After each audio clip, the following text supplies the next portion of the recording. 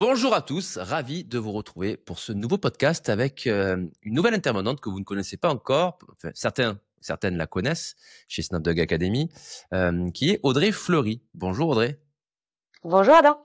ravi de t'accueillir dans ce podcast. Alors Audrey, donc je vais te laisser te présenter directement, et puis ensuite on va introduire le podcast d'aujourd'hui.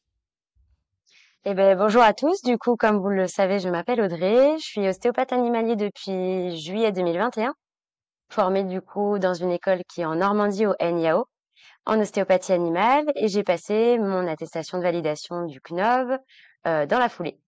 Et j'ai également une petite partie nutrition, donc j'ai été formée en nutrition par des vétérinaires pour pouvoir donner des conseils à ce niveau-là également.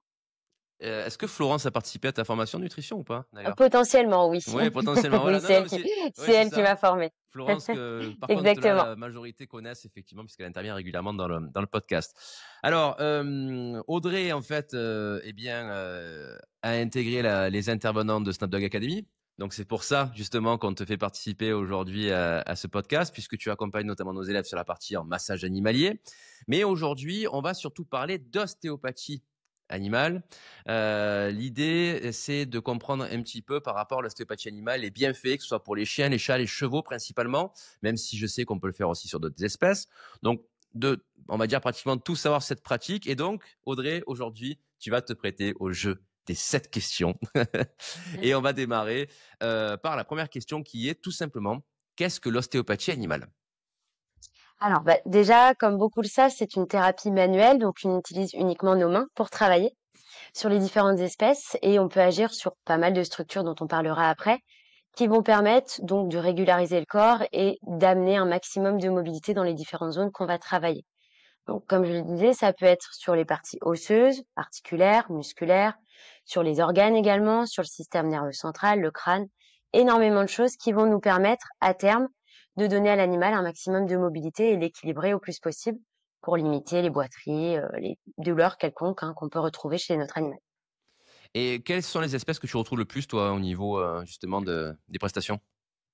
Alors moi, je fais beaucoup de canins, par choix et par envie également. J'ai aussi pas mal de clientèle en équine. Et ça se développe aussi de plus en plus, pas mal de nacs, donc des chats, des cochons d'Inde, des lapins, également quelques oiseaux, mais ça c'est quand même beaucoup plus restreint au niveau de la clientèle. Mais voilà, en termes d'espèces, on peut voir tant que l'animal se laisse manipuler, en soi on peut travailler dessus en ostéopathie. D'accord. Et toi, au niveau de l'activité, tu te déplaces à domicile, tu as un cabinet? Alors les deux. Les deux. La semaine du coup je fais du domicile, donc moi je suis placée en région Normandie, donc une bonne partie de la Seine-Maritime. Et le samedi, je travaille en cabinet, dans un centre de bien-être avec d'autres professionnels. Donc c'est l'avantage, on a tout un panel de professionnels pour pouvoir prendre l'animal en charge le mieux possible. D'accord. Alors nous, au sein de Snapdog Academy, on traite d'un sujet un petit peu différent qui est le massage animalier. Alors souvent, les gens confondent, disent attention, le massage animalier ne remplace pas l'ostéopathie animale, et c'est entièrement vrai. Donc Totalement. j'aimerais qu'on attaque cette deuxième question, qui est, quelles sont les différences entre un masseur animalier et un ostéopathe? Alors, on n'agit pas enfin, plus ou moins sur les mêmes structures, mais le masseur va quand même se concentrer un maximum sur les muscles, sur les fascias et tout ce qui va en découler, donc tendons, ligaments, etc. Alors que nous, en ostéopathie, c'est vrai que le muscle, on va le voir dans son intégralité, mais on va pas spécifiquement rentrer en travail avec, à l'inverse du masseur. Nous, en ostéopathie, on va essayer de rééquilibrer tout ce qui est articulaire, comme je le disais tout à l'heure, et travailler sur tout l'organisme dans son ensemble. Mais on va pas cibler une zone en particulier, sauf si la nécessité de la consultation le demande. Mais on va être beaucoup moins précis sur les zones musculaires que le masseur animalier, qui est vraiment là pour ça, pour vraiment détendre la structure et les fibres musculaires plus ou moins profondes en fonction de ce qui a besoin de travailler. On Donc est c'est plus vraiment sur une... la Ouais. Ouais, vas-y, vas-y. Ouais, exactement, c'est ce que tu disais, c'est vraiment les différences majeures, en sachant que tout est complémentaire, Au contraire, si on a l'avis et le passage du masseur animalier en amont de notre séance, c'est vraiment 10 fois plus facile de travailler en accord avec l'animal. Il est déjà bien plus détendu, bien plus à l'aise et pareil, les structures sont quand même déjà détendues avant de venir les travailler. Donc c'est quand Hmm. même beaucoup plus facile pour nous d'avoir cette corrélation avec le masseur animalier. Alors, un masseur animalier ne peut et ne doit en aucun cas dire qu'il traite qu'il entre guillemets «guérit». Est-ce qu'un ostéopathe, Mmh. lui, peut le dire ou pas? Et non, on n'est pas vétérinaire, on est pareil, hein, on est des soins holistiques et de médecine douce. Donc, nous, on ne peut pas diagnostiquer, on n'est pas d'ordre du diagnostic. Notre seul rôle, entre guillemets, c'est de pouvoir, observer et dire ce qui va ou ce qui ne va pas chez l'animal et après, en effet, référer. C'est notre rôle également comme le masseur, hein, de référer si l'animal ne nous paraît pas, apte à la consultation ou s'il y a d'autres examens complémentaires à aller, investiguer. Donc on ne peut pas traiter, on vient aider, soulager, apporter du confort, mais on ne diagnostique pas et on ne traite pas. Donc en cas Enfin, de pas en problématique, ouais, voilà, ouais, voilà, c'est ça. en cas de problématique lourde avérée, donc en premier lieu, on voit le vétérinaire. En second lieu, on va voir l'ostéopathe et dans un troisième temps, on peut aller voir le masseur animalier. Alors, ça dépend. Alors, Ça alors, je te dépend. pose des questions, je mets les Ouais, pieds dans le ouais, plat. ouais, Je ouais. sais qu'il y a des réponses Non, que je mais connais, mais c'est vraiment pour ouvrir les débats. Donc c'est ça. voilà, vas-y, à toi de jouer. En ostéopathie, on est, de l'ordre de la première intention, donc on est, si vous voulez, pas, un métier qui va nécessiter une ordonnance du vétérinaire pour venir nous voir. Donc en soi, si on peut prendre en charge l'animal, qu'il n'y a pas de température, pas de fracture, pas une boiterie avec grosse chaleur, grosse déformation et grosse sensibilité, on peut le prendre en charge. Donc il n'y a pas forcément toujours besoin de l'avis du vétérinaire, mais c'est pour ça que je mets des gros guillemets. Parfois, il y a quand même nécessité de passer avant chez le vétérinaire si l'animal est vraiment très douloureux et qu'on ne peut pas le soulager en première intention avec l'ostéopathie. D'accord. Donc là, mon chien fait une promenade, il revient, il a une légère boiterie, il peut venir voir l'ostéopathe directement Ouais, sans passer par la case vétérinaire. ouais, totalement. Si son état de santé est correct, que l'animal a d'autres troubles particulièrement, on peut, ouais, bien sûr, faire appel à l'ostéopathe en amont, qui va permettre de cibler la zone et, si besoin, aller référer, comme je le disais tout à l'heure, au vétérinaire si des examens complémentaires sont nécessaires. Et est-ce que tu aurais quelques cas de figure où, là, ça concerne plutôt le masseur animalier, on peut aller voir un masseur animalier sans avoir besoin d'aller voir un vétérinaire et sans passer par la case ostéopathe animalier? Sur des pathologies notamment un peu chroniques, tout ce qu'on va avoir comme la dysplasie notamment, qui sont déjà diagnostiquées. On a également un rôle en tant que masseur de venir soulager, limiter les tensions musculaires et limiter les compensations de cette pathologie sur le reste du corps. Donc, voilà, s'il y a déjà eu un diagnostic vétérinaire, que l'animal est suivi, que le vétérinaire est d'accord avec ça, c'est totalement possible de faire un suivi en massage, sans, visite vétérinaire «récente» entre guillemets, ou en amont. Ou alors on peut aussi, si on constate que son chien est un petit peu stressé, un petit peu tendu, on peut, aller voir directement aussi un masseur animalier, justement pour essayer de le détendre et d'améliorer son bien-être. Totalement, Mmh. totalement et on a également un rôle aussi, bah, de préparation, par exemple, un animal qui peut être stressé avant le départ en vacances. En massage, on peut venir, voilà, lui apporter du confort, le soulager, lui apporter du bien-être et ça peut permettre de faciliter le transport ou le voyage qui sera prévu, dans les prochains jours. D'accord, super. Donc là, on a vu un petit peu les différences, dans quel cas aller voir un vétérinaire, dans quel cas venir te voir, aller voir un masseur animalier. Plus concrètement, par rapport à l'ostéopathie animale, comment se déroule une séance d'ostéopathie animale? Alors, quand tout se passe bien, elle se déroule donc, plus ou moins de la même manière en général. Si c'est à domicile, donc on est accueilli chez le client. En amont, on a eu un rendez-vous téléphonique qui nous a permis de cibler le problème, donc pourquoi la personne nous appelle. Et de savoir, donc un petit peu comme je te disais tout à l'heure, si on peut faire un diagnostic donc qu'on appelle d'exclusion, c'est-à-dire est-ce que le cas est pour nous ou pas du tout. Donc déjà, si on a réalisé ce processus-là avant, on sait quand même plus ou moins ce qui nous attend.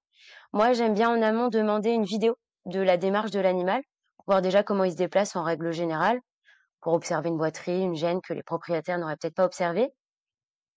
Donc ensuite, on a cet accueil chez les propriétaires. On se fait toujours accueillir par l'animal. En général, ça c'est assez chouette. Donc ça permet déjà un premier contact et de suite d'être quand même assez à l'aise avec l'animal qu'on va manipuler.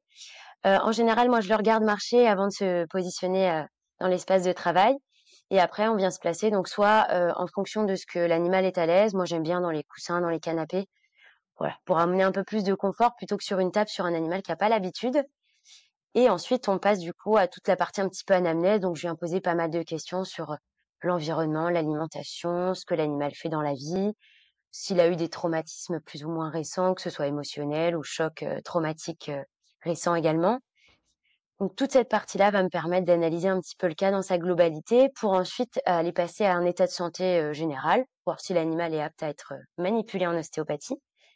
Et ensuite, je passe à la partie palpatoire. On en parle beaucoup hein, dans l'équipe Snoop Dogg. Hein. Vous le savez, je vous embête pas mal avec la palpation, mais c'est hyper important, euh, notamment pour les masseurs également, pour savoir où on va pouvoir déceler des zones de tension, des zones de sensibilité, de chaleur, et donc qui va nous amener par la suite à travailler dans ces zones-là. Ensuite, une fois que j'ai un petit peu tout mon schéma en tête, je viens faire des testings, c'est-à-dire je viens tester toutes les zones qui sont nécessaires ou qui m'ont appelé à travailler pour ensuite aller les manipuler dans un ordre après qui est propre en fonction de ce que l'animal me propose. Une fois que toute cette partie manipulation technique est terminée, je donne des conseils donc sur l'alimentation, sur les différentes choses à améliorer à la maison ou sur des petits exercices qui peuvent être faciles à réaliser à la maison pour optimiser le soin ostéopathique. Pour terminer tranquillement ma séance et demander en même temps si la personne a eu des questions durant le soin. Et après, par la suite, moi, généralement, je prends des nouvelles une fois la séance terminée, une semaine après, et j'envoie mon compte-rendu écrit au propriétaire. D'accord. Voilà. Donc ça, c'est principalement pour les animaux en maison. En écurie, ça se passe plus ou moins de la même chose. On observe également le matériel qui est quand même un peu plus important que chez le chien, donc la selle, le mors, etc., etc. Donc, tu proposes pas systématiquement un rendez-vous de suivi. Tu vas plutôt privilégier l'envoi d'un message pour prendre des nouvelles et savoir un petit peu comment ça va. Ouais, exactement. Chaque animal va réagir différemment aux soins. Donc, il y en a qui vont avoir la nécessité d'un suivi plus régulier s'il y a des pathologies ou voilà une sensibilité particulière chez l'animal. Voilà, moi je préfère être dès cette optique-là, de dire que voilà, si les gens ont observé une gêne, c'est qu'ils connaissent leur animal par cœur, donc ils font appel à moi quand il y a nécessité ou en prévention. Au contraire, hein, on préfère agir en prévention que quand le problème est bien présent. Mais voilà, c'est au choix. Je donne généralement voilà un ordre de délai si besoin. S'il y a besoin d'un soin très rapproché, type un mois après la première séance, je le dis. S'il n'y a pas nécessité, c'est plus voilà en fonction de comment les gens sentent leur animal et s'il y a besoin de préventif aussi, c'est également mon rôle de le proposer. Alors justement, tu introduis parfaitement la prochaine question, parce que tu parles de prévention, C'est etc. magnifique. Parfait. Dans quel cas consulter un ostéopathe pour animaux, que ce soit pour les chiens, les chats ou encore les chevaux? Alors, il y a énormément de motifs de consultation possibles. En général, en premier lieu, c'est plutôt pour une gêne, une boiterie, que ce soit au niveau d'un membre, problème au niveau cervical, lombaire. C'est principalement les problèmes rencontrés le plus souvent. Donc, comme je le dis, on fait un diagnostic en fonction du cas. Après vient également tout ce qui va être problème de stress et émotionnel. Donc, un gros choc particulièrement chez l'animal, un gros changement, une perte d'un proche, etc., qui peut avoir impacté l'animal. Ça, on a également un rôle de travail dessus. Et après, on a tout ce qui va être trouble digestif sur lequel on y pense moins, mais qui peut avoir un vrai impact. Donc que ce soit problème de transit qui est pas forcément réglé par le vétérinaire et on comprend pas trop ce qui se passe. Donc on aura passé au crible tout ce qui va être problème de verre, problème d'alimentation ou autre. Et après, d'autres motifs qui sont moins connus, donc suivi de gestation chez la femelle. Donc, on agira en fonction de différents degrés. On n'agit pas en fin ni en début de gestation. Enfin, c'est bien particulier aussi. Et également chez les animaux en très jeune âge, donc que ce soit chez les chiots, les poulains, les chatons, pour des problèmes, ce qu'on appelle d'aplomb, donc de positionnement de pattes, des problèmes de malocclusion dentaire, donc l'occlusion qui se fait moins bien avec la croissance. On peut avoir des problèmes aussi chez les veaux de succion, donc difficultés à la succion qui ne sont pas expliquées par le vétérinaire. Enfin, des motifs divers et variés qui en font un métier quand même hyper intéressant et on ne s'ennuie jamais en ostéopathie. Et dans les différents cas, tu as parlé de prévention. Mmh, Donc, exactement. qu'est-ce que tu entends? Est-ce que tu peux être plus précise? Ouais. Alors, on peut agir sur tout ce qui va être chien sportif, en préventif, pour limiter les tensions qui peuvent amener des blessures par la suite. Également chez des chiens qui sont voilà des compagnons de vie, qui n'ont pas forcément d'activité particulière. Mais voilà, on souhaite faire un soin animalier parce qu'on sent que notre animal est un petit peu plus fatigué, qu'il n'y a pas forcément de gêne particulière, mais un petit peu comme nous, voilà. Il y a des périodes, notamment là, on sent que le printemps arrive, donc on est un petit peu plus fatigué par les changements de saison, par tout ça. Donc en préventif, en général, on conseille une consultation par an voilà, pour chaque animal qui est plus ou moins nécessaire, hein. Parfois, on peut décaler à 2 ans en fonction du besoin. Ça, c'est très variable. Mais voilà, il y a des animaux qui nécessitent et puis des fois, on n'y fait pas attention et puis, une séance de prévention permet de mettre en lumière des choses qu'on n'aurait pas vues. Donc ça peut être aussi, une bonne action, de la part de l'ostéopathe. Bah, écoute, tu as introduit ce qui était originellement la dernière question, donc on va Mmh mh. inverser justement. Mmh. Est-ce que tu peux nous préciser à quelle fréquence peut-on faire appel à un ostéopathe pour nos animaux? Peut-être Donc faire la comme je disais, différence aussi, excuse-moi, je te coupe, entre le ouais, pas de chien, le souci. chat, le chevaux, voilà. Mmh. En général, c'est vrai qu'on est un petit peu plus appelé chez les chevaux étant donné qu'ils sont montés et qui, pour la plupart, réalisent, hein, des exercices comme le CSO, comme le dressage, comme d'autres disciplines qui leur demandent quand même énormément, bah, de tonus, de performance. Donc, on est un peu plus souvent appelé pour, des gênes particulières, des baisses de performance, suite à un changement particulier. En général, chez les chevaux, on est appelé entre 2 à 3 fois par an minimum, pour certains animaux qui sont plus sollicités. Pour les chiens sportifs, c'est à peu près le même ratio en termes de consultation. Tout dépend s'il y a eu blessure aussi, s'il y a besoin d'avoir un soin plus ciblé également. Et pour des animaux, comme je le disais tout à l'heure, qui sont voilà, des compagnons de vie, qui n'ont pas d'activité particulière, en général, moi je les vois 1 à 2 fois par an, maximum. D'accord, ok, super. Voilà. Donc, est-ce que tu peux nous dire également maintenant quels sont les bienfaits de l'ostéopathie animale pour les chiens, chats et chevaux? Si tu peux nous citer un petit peu quelques bienfaits. Alors il y en a énormément, hein, c'est l'avantage, on vient agir vraiment sur toutes les structures du corps, donc on a pour rôle aussi de maximiser tout ce qui va être vascularisation, innervation et système lymphatique, donc par, des techniques de drainage ou, d'autres techniques, en ostéopathie liées, au fascia ou, aux autres structures. On a également un rôle, dans tout ce qui va être, maximisation des performances, donc augmenter l'amplitude de différentes articulations ou différents mouvements qui sont plus ou moins bien possibles, du fait des compensations, que le fait que l'animal fonctionne de telle ou telle manière. Donc on a ce rôle-là aussi et bon, plein d'autres rôles comme, augmenter un petit peu le tonus musculaire en lien avec le masseur du coup, aller travailler un petit peu ces performances-là, limiter les gènes et les compensations suite à des pathologies aussi. On en a peu parlé, mais, on a également ce rôle de suivi, pour des animaux qui sont polis ou à pathologie, qui sont sous traitement. On vient essayer de leur amener du confort, du bien-être, de l'équilibre également avec le traitement. Donc on peut travailler sur, le foie et cetera pour essayer de maximiser, cet organe et également le fait que l'organisme soit le plus au plus, en santé possible. On a vraiment un rôle plus de pilier et d'aide extérieure, mais après le plus gros de l'animal, c'est l'animal qui le fait, hein, pour le coup. D'accord, ok. Hem, on en arrive à la dernière question qui est très intéressante parce que c'est une question qui revient souvent quand on est professionnel animalier, pardon, c'est le rapport avec le vétérinaire. Ouais, On connaît beaucoup de vétérinaires, on travaille avec Florence Desachy qui est une vétérinaire qui est adorable, mais j'ai incroyable. l'impression que c'est voilà, incroyable, que certaines et certains ont peur des vétérinaires, je sais pas pourquoi. Du coup, la question est la suivante: en quoi l'ostéopathie animale complète-t-elle les soins vétérinaires? Est-ce que voilà, par rapport au rôle complémentaire, tu as commencé à introduire tout à l'heure, est-ce qu'il y a quand même des Mmh. collaborations? Voilà, comment ça se passe grosso modo avec le vétérinaire? Alors bien, hein, en général, je Voilà. Merci de on ne rassurer. s'est jamais fait taper dessus, mais voilà, il faut rester chacun à sa place, hein. C'est ce que je disais justement tout à l'heure à une élève qui va peut-être se reconnaître. Voilà, on est ostéopathe, on n'a pas notre rôle de diagnostic vétérinaire, donc voilà. Si on va pas amener des termes comme je pense que votre chien ou je suis sûre que votre chien a telle ou telle pathologie, on devrait pas se faire taper dessus normalement. C'est plus, je pense, ce fait-là qu'il y a peut-être eu des petites dérives sur des termes qui ont été mal interprétés ou voilà des choses qui ou des vétérinaires qui sont peut-être aussi contre certaines pratiques. Ça, voilà, tout à chacun d'avoir son point de vue là-dessus. Mais en général, ça se passe bien et c'est l'avantage aussi et c'est moi, en général, ce que l'on m'a appris, c'est vraiment prôner la pluridisciplinarité, être vraiment en accord avec tout ça et c'est hyper intéressant de pouvoir échanger entre les différents corps de métier pour prendre en charge l'animal le mieux possible. Parce que nous, on n'a pas réponse à tout non plus, hein. On n'est pas, miraculeux comme les masseurs, comme d'autres professions comme le shiatsu, les reiki et cetera. Donc on a aussi besoin des vétérinaires pour parfois nous aiguiller ou nous informer sur certaines choses et pareil, hein, que que nous, ostéopathes, des fois, les vétérinaires ont nécessité de nous envoyer des cas parce que ils sèchent ou parce qu'ils ont besoin d'un avis extérieur au leur et aux médecines qui leur sont propres.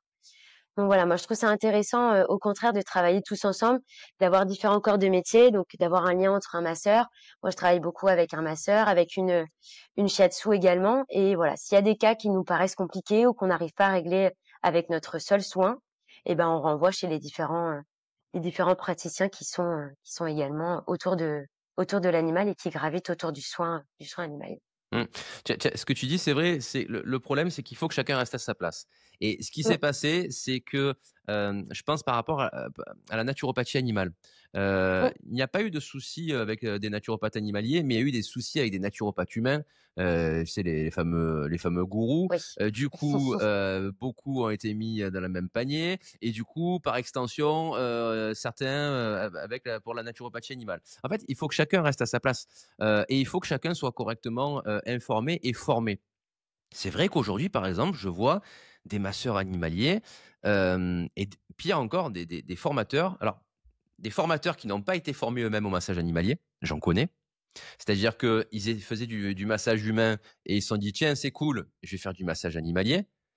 Et du coup, derrière, ils se disent: «Tiens, ben je vais même former». Donc c'est-à-dire qu'ils n'ont pas été formés et eux, ils vont transmettre quelque chose qu'ils n'ont pas appris. Et pire Oui. encore, je vois des gens qui apprennent, des massages pour les animaux, massage des 5 mondes, massage, ayurvédique. Non mais, on marche sur la tête, quoi. Et effectivement, là, ces pratiques-là, il faut faire attention. Mais du moment où la personne est bien formée, alors avec un vétérinaire, un ostéopathe, et normalement un masseur animalier, il y a pas de souci, mais il faut quand même bien se renseigner et il faut effectivement, comme tu dis, que chacun reste à sa place, et connaisse son champ de compétences. Et c'est d'ailleurs pour ça que nous, par exemple, par rapport à la formation en massage animalier, on a toujours des intervenants qui sont ostéopathes animaliers pour, d'une part, avoir des techniques qui fonctionnent et pas faire des massages, ayurvédiques, massages des 5 mondes, voilà, qui servent à rien, et qui ne correspondent pas aux animaux. Et surtout aussi de connaître le champ de compétences. C'est-à-dire dire, voilà, en tant que masseur animalier, vous pouvez faire ça et vous ne pouvez pas faire ça. Et il faut pas dépasser. Et d'ailleurs, même souvent, quand j'ai des élèves qui font des stages, je leur dis attention si vous faites des stages avec des ostéopathes animaliers parce que ils vont peut-être vous montrer certaines techniques que vous ne serez pas Mmh. autorisé à faire. Donc voilà, c'est important effectivement que chacun reste à sa place. C'est bien que tu parles de ça justement parce que nous, depuis 2017, si mes souvenirs sont bons, on a justement, comme je te le disais tout à l'heure, un passage de certification auprès des vétérinaires, notamment pour être ostéopathe animalier sur le terrain. Sans cette certification, on peut être amené à être poursuivi en justice, hein, quand même, 30 000 € d'amende et 2 ans d'emprisonnement. Personnellement, je m'en passerais. Mais voilà, on peut pas faire n'importe quoi non plus. Donc en effet, hein, tout ce qui est technique ostéopathique sont bien réservés alors soit à des vétérinaires ostéopathes, soit aux ostéopathes animaliers, ce qu'on appelle RNA, donc affiliés à ce certificat de compétence. Voilà, il faut être, à sa place, chacun peut travailler. Moi, je j'ai rien contre les différentes pratiques. Au contraire, je trouve ça hyper intéressant d'avoir chacun son point de vue et de pouvoir se référer les cas si besoin, quoi. Mmh, exactement. Eh bien, Audrey, on est arrivé, au bout des 7 questions et il te reste je t'ai pas préparé à ça peut-être, Ah, mais bon, désolé, tu auras quand un même quelques petit secondes pour réfléchir. bizutage. Pas du non, non, non, c'est vrai, je Ah, t'en ai pas parlé, c'est le mot de la fin. Voilà, le mot de d'accord. la fin est toujours aux intervenants, donc je te laisse le mot de la fin. Eh bien, le mot de la fin, c'est apprenez toujours, aimez ce que vous faites et profitez du métier que vous faites parce que les animaux nous le rendent vraiment bien. Écoute, court, concis, efficace. Merci beaucoup pour le mot de la fin, Audrey. Écoute, j'étais ravi en tout cas de faire ce premier podcast avec toi et vraiment c'était très agréable pour un premier podcast. Je t'ai trouvé super à l'aise. Bon, bah, merci à Donc, toi, ouais, pour un premier également pour ma part, ça va. C'était chouette à faire et puis, bah, j'espère qu'il y en aura plein d'autres avec plein d'autres nouvelles questions, ouais. pour pouvoir y répondre. Et puis tant pis pour toi, voilà, tu vas être obligé d'en refaire du coup parce que tu étais à l'aise. Donc, Mince, voilà. dommage. Donc merci à vous. N'hésitez pas à partager ce podcast pour que les personnes comprennent bien ce que fait un ostéopathe animalier, son rôle, les différences notamment avec un masseur animalier. Donc voilà, n'hésitez pas à le partager, à mettre des commentaires si vous avez des questions. C'est avec grand plaisir qu'on y répondra. Et puis nous, on se retrouve rapidement pour un prochain podcast. Audrey, merci. Merci Adam, À très vite. à très vite Salut. et très bonne journée. Bonne journée.